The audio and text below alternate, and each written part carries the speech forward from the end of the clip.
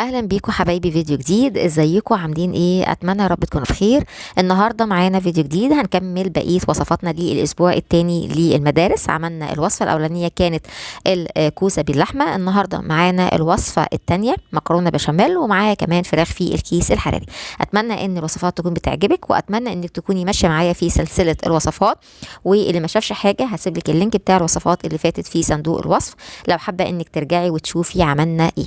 يلا بينا على طول. عملنا المكرونه النهارده والفراخ، نشوف عملناها ازاي. يلا بينا على طول على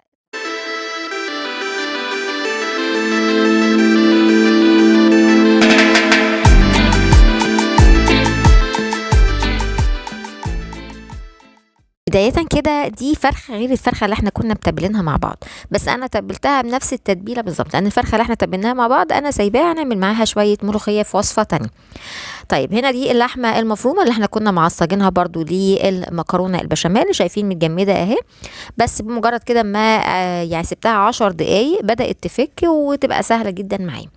تعالوا بقى نجيب عندي الفرخة زي ما انتم شايفين هي متبلة، وتقدري ترجعي للفيديو اللي احنا جهزنا فيه الحاجات اللي احنا عملناها استعدادا للاسبوع يعني بتاعنا. تشوفي التتبيلة بتاعتها كانت ايه.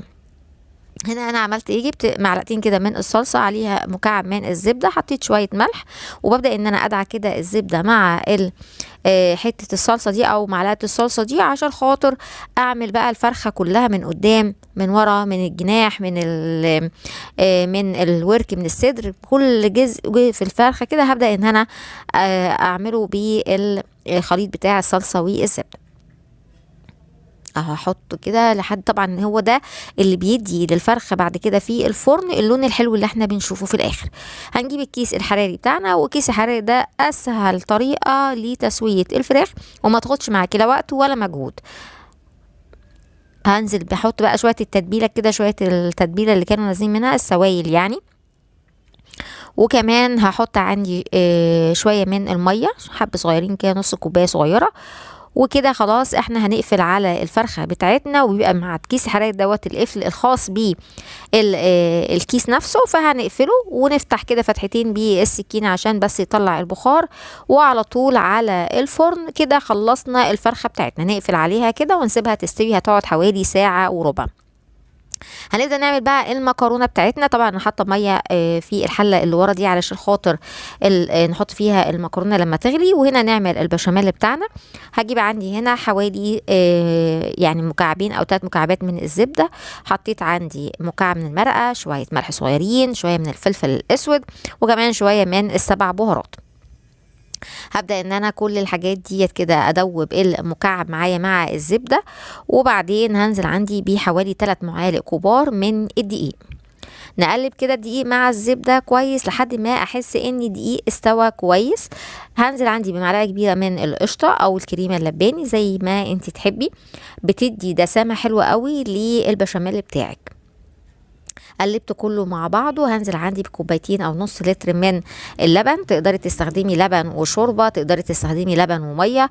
المهم يعني ان احنا نحط السوائل تكون كويسه برضو، وتكون دافيه، ما هياش لا ساقعه ولا سخنه قوي عشان البشاميل ما يكلكعش معاكي. بعد كده حطيت عندي كيس من المكرونه البنه اللي هي القلم، وحطيتها بقى مع الميه كده السخنه لحد ما تتسلق، مجرد 7 دقايق وبطفي عليها على طول.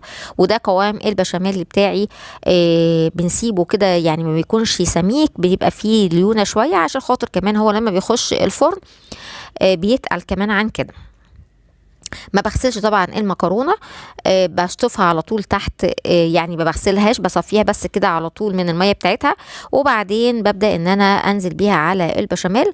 واهم حاجه يا جماعه عشان المكرونه البشاميل ما تعجنش معاكي، انك ما تسلقيهاش كتير، يعني مجرد بس 7 دقايق كده تبدا انها تخش في التسويه على طول.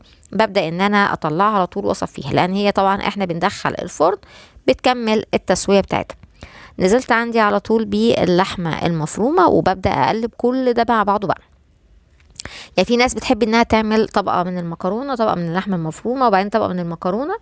براحتك. انا بحب ان انا اخليهم كلهم كده مع بعض، بحيث ان كل واحد ياخد حته مكرونه يلاقي فيها حته لحمه مفرومه.